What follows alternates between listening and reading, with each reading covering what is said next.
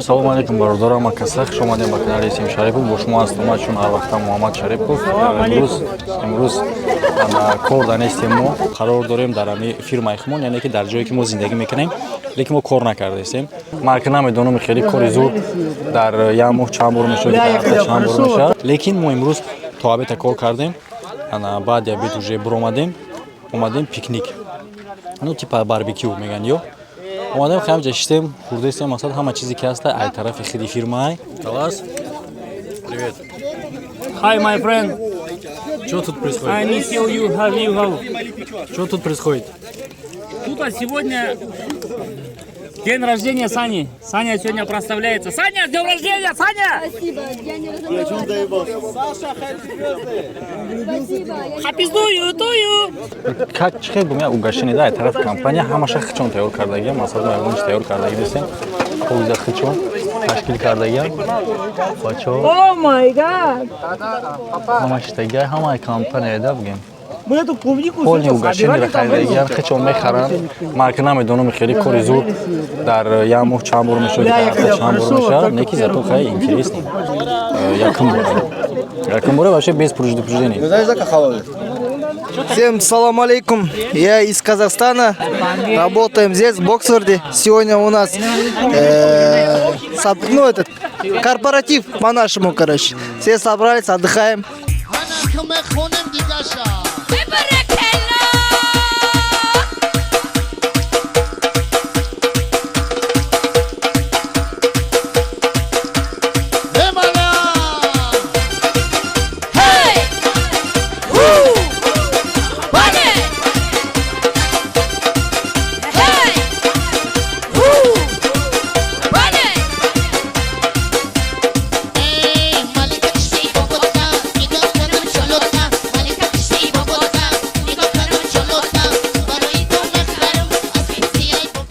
Фақат барои мухлисои варзиш, одамое ки дар варзиш бисёри вақти худшона сарф мекунанд, метавонанд ки дар ин шуғли дӯстдоштаатон шумо пул кор кунед.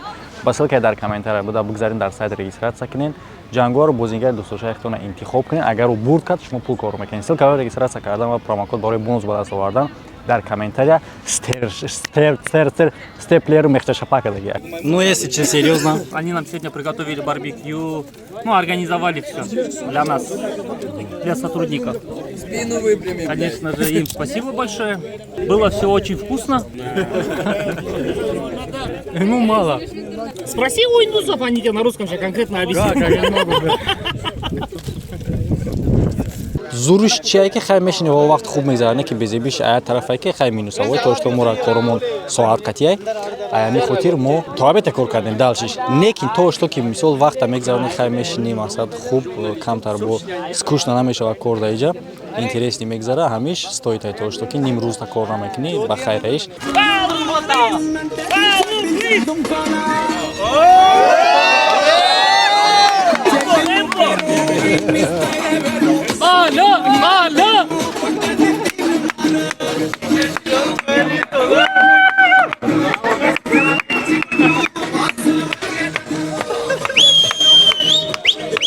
Короче, бародаро, ҳозир мо дар барбекю истодагием. Инаи бародар омад, бародари ҳинду. Гуфт ки ма рақс мекунем, музикаро монем, ма рақс мекунем. Ана ҳозир мерем бародаро ки чи абис пеш соат мекунем. Рафтем пеш чи рафтем? Инаиҷа бародаро. Не против? Не? Не против? Не, не против, чуть-чуть. Ага. Чуть-чуть. Ну, если это, что, можем не снять пока. Хорошо. Привет. Не надо, да, пока? Не, ну кто хочешь попросить? Ну, как бы, это в Ютубе будет? Не надо?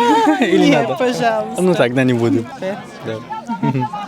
Хорошо. Тебе нравится тогда сюда на Боксфорд? Да.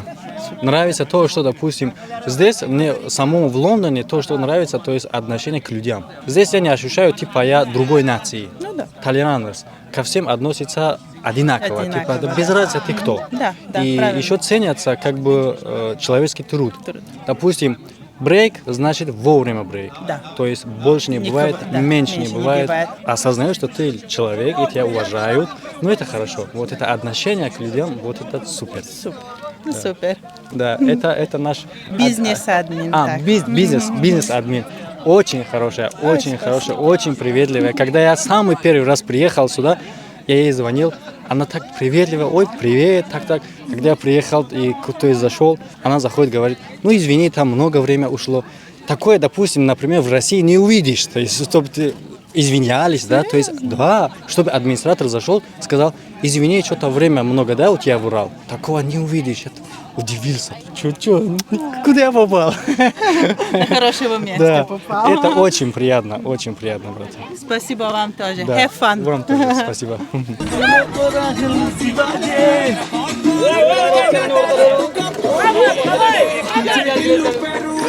Ради бога, давай! Эй, заодно пой.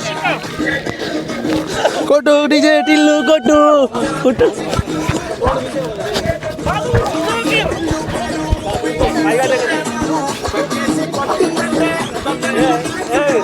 Ana, cuma tak kucu tu.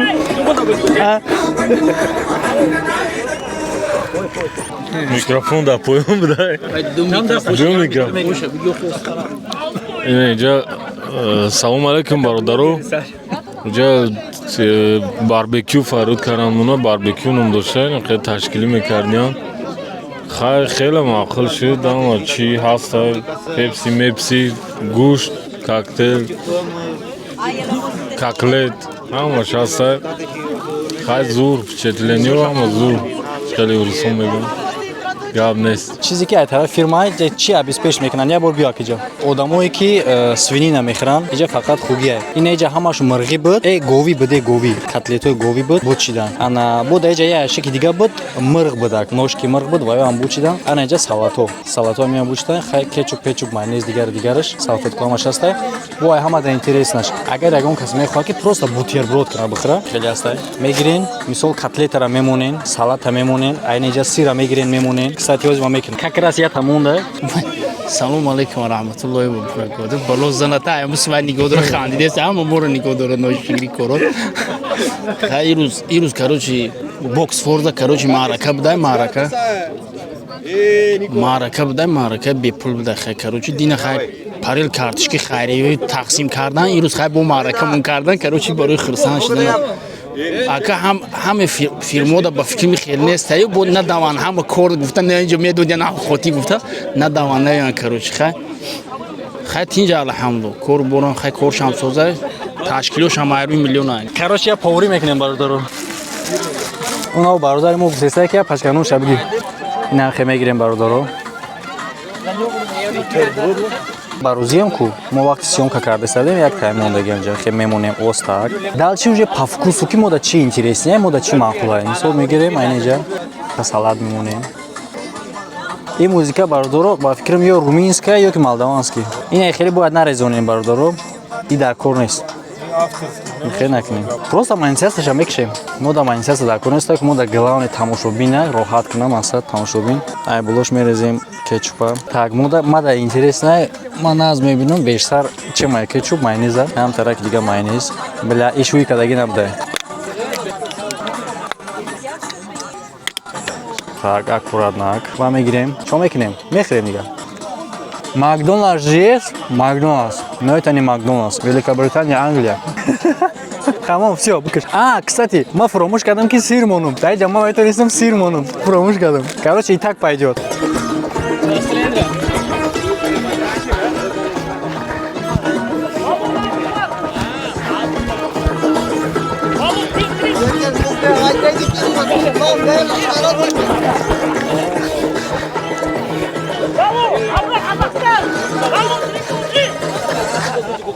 Талас, расскажи что-нибудь. Что сказать? Добрый вечер всем.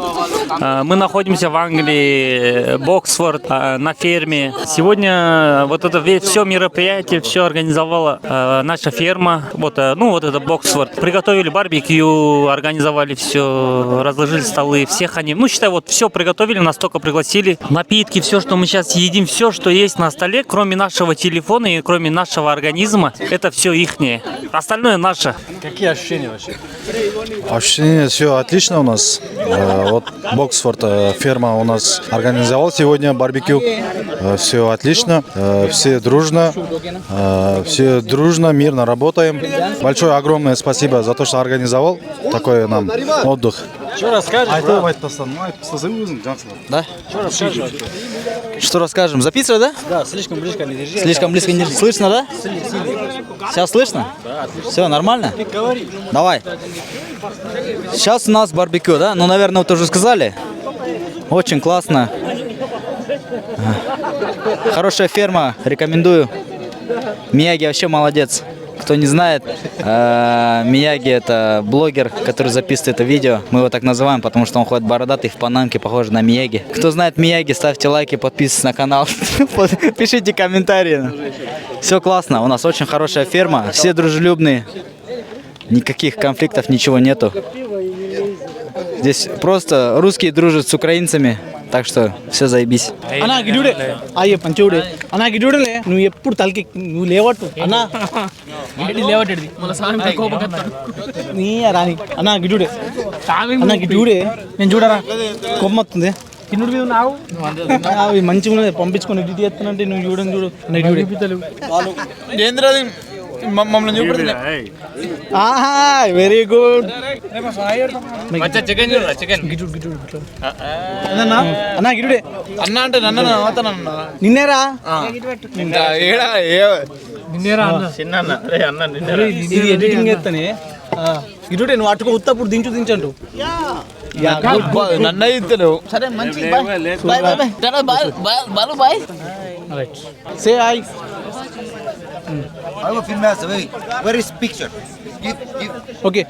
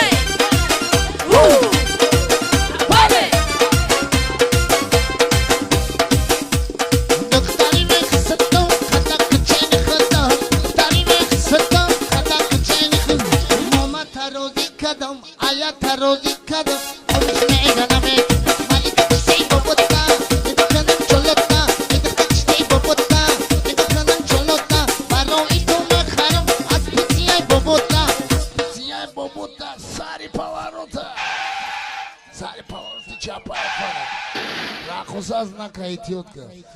Эй, ай, так что ты бобота, не как на чолота.